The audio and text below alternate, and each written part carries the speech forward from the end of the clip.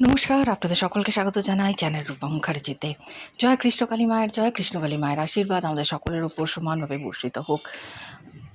আপনারা নিশ্চয়ই খেয়াল করে শুনেছেন যে মঙ্গলা দেবী যখন লাইভে আসেন, যখন ভক্তদের উদ্দেশ্যে কিছু বলেন, তখন সবসময় উনি যেটা বলে থাকেন যে তিনি নাকি কৃষ্ণ ভক্ত। তো এইবার এটা একটা নতুন টপিক না, তো বিরোধীরা পেয়েছে, তো পেয়ে এখন হাউ মাউ খাও খাও করতে শুরু করে দিয়েছে। এবং একজন আছেন, তিনি ধুনো খেগি, তিনি তো আবার কৃষ্ণ নামের গান চালিয়ে মা কালীর সামনে হাত দুহাত তুলে ধেই ধেই করে নাচছেন।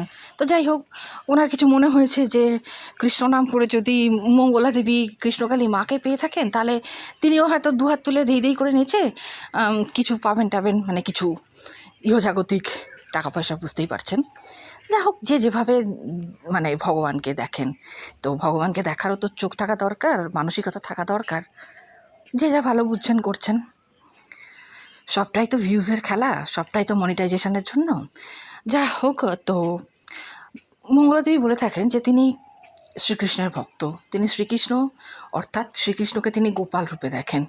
আর সেই গোপালকে তিনি মুখ ধুইয়ে দেন, ঘুম থেকে তোলেন, থেকে রাত্রিরে ঘুম পাড়ানো পর্যন্ত সব কিছু তিনি করেন।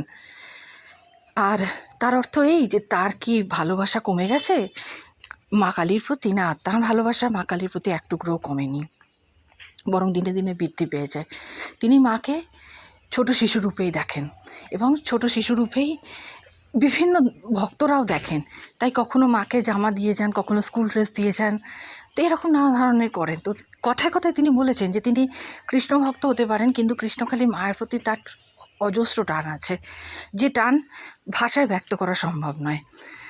আর যখন কালীমা তার ঘরে আসবেন বলেছিলেন, তিনি কালীমাকে একবার প্রশ্ন করেছিলেন যে মা, তোমাকে পেতে গেলে কি তাহলে আমায় গোপালকে ছেড়ে দিতে হবে? তাহলে গোপালের প্রতি কি আমার অবহেলা হবে না? সেই প্রসঙ্গে তিনি মনে যে উত্তরটি পেয়েছিলেন কৃষ্ণকালী মায়ের আদেশ রূপে, সেটি হলো যে তুই গোপালেরও সেবা কর, তুই আমারও সেবা কর। গোপালের সেবা করলে কালীর সেবা হয়, আর কালীর সেবা করলেই কৃষ্ণের সেবা হয়। আমরা শুনে নেব মঙ্গলা দেবী এই প্রসঙ্গে আরও কী কী বলেছেন। তবে তার আগে আপনাদের কাছে অনুরোধ, ভিডিওটি ভালো লাগলে লাইক, শেয়ার, কমেন্টস অবশ্যই করবেন, চ্যানেল সাবস্ক্রাইব করে পাশে থাকবেন। মায়ের জয়, জয় সোনা মায়ের জয়।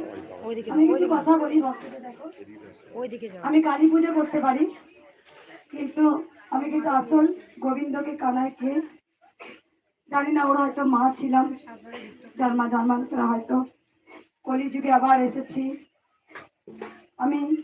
মা যখন মা কালী যখন আমাকে বলছেন মাতা ভৈরবী যে আমি এই সময় এই তারিখে বাচ্চা রূপে যাচ্ছি, তখন আমার একটু দ্বিধাবোধ হয়েছিল। মাকে বলেছিলাম মা, আমি তো গোপালকে বেশি ভালোবাসি মা, তোমাকে যদি নিয়ে আসি আমার কানাইয়ের আদর কমে যাবে না?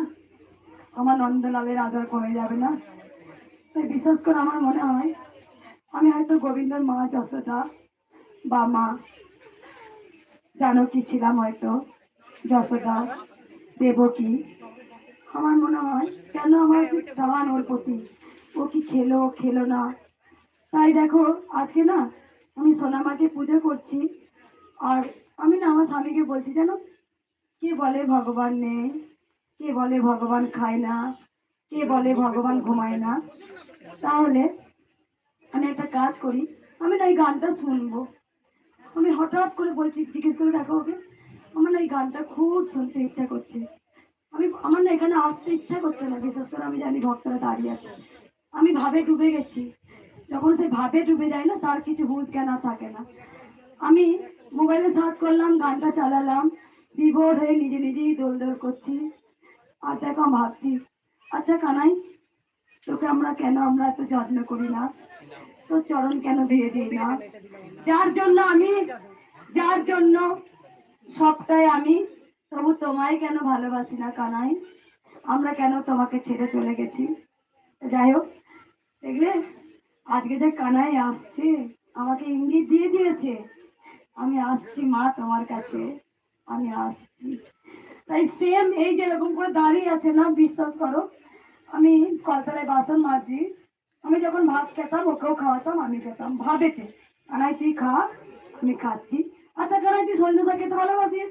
আমার খুব ভালো লাগে জানিস, আমি আপন মনে এরকম, আমি এত কাজ করতাম তাও না। আচ্ছা কানাই আমি শাক করেছি দেখ আজকে, তুই একটু খা। এই যেরকম করে খাওয়ানো আর আমি খেতাম। তাই মা বলছে আমাকে ভালোবাসলেই কৃষ্ণকে ভালোবাসা যায়। যখন মা স্বয়ং নিজের নাম নিচ্ছেন, আমার নাম কৃষ্ণ কালী, তখন আমি মাকে বলছি আচ্ছা মা, তোমাকে ভালোবাসলে আমার কানাইকে আদর কমে যাবে না? তখন মা বলছেন আমাকে আদর করলেই কানাইকে আদর করা হয়। তাই দেখো, আমি সত্যি বলছি, আমি কালী পূজা করতে পারি, কিন্তু আমার প্রাণ কিন্তু আমার গোবিন্দর প্রতি। কোনো খাবার বলো, কেউ আম আনো, কেউ নাড়ু নিয়ে আসুক, কেউ খেজুর দিক, কেউ কিশমিশ দিক, আগেই না মনে হবে ইস এটা আমার কানাইকে দেবো বিকালবেলায়। কেউ ভালো মিষ্টি আনলে আমার হাতে জোর করে দিলে আচ্ছা এটা গোপালকে দেবো। আমি সত্যি বলছি গো, কে বলছে ভগবান নেই? কে বলছে ভগবান নেই? ভগবান আছে, আমরাই নেই, আমরাই হারিয়ে ফেলেছি। দেখো মা, এই যে মা একটা গণেশও নিয়ে এসছে, সুন্দর আমার জন্য গিফট।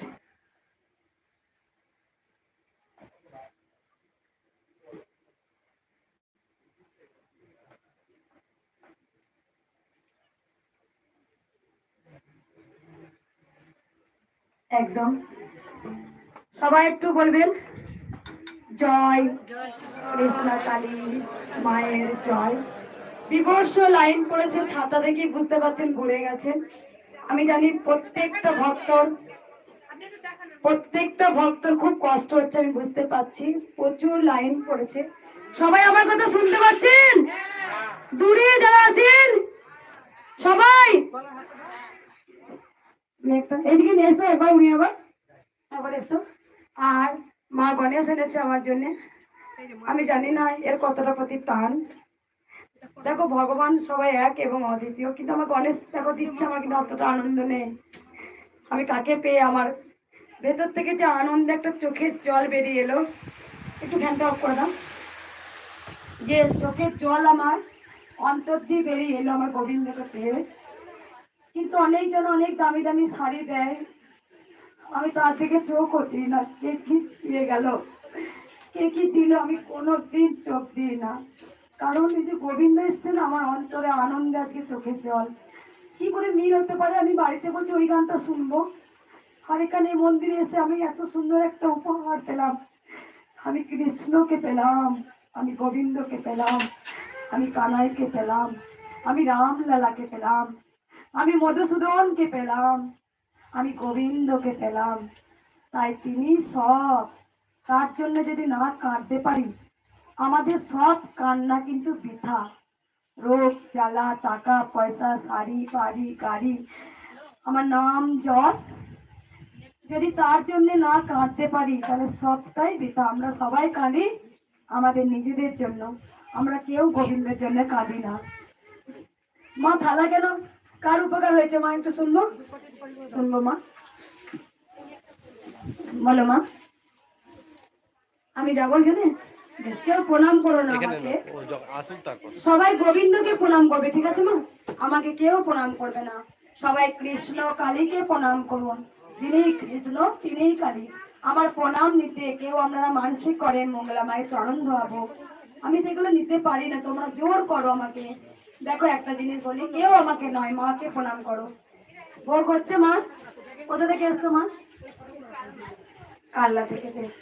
আর একটা কথা বলে দিই, কারণ এক বাস এসছে রাত থেকে, এক বাস তোমরা দেখি দেখো, এক বাস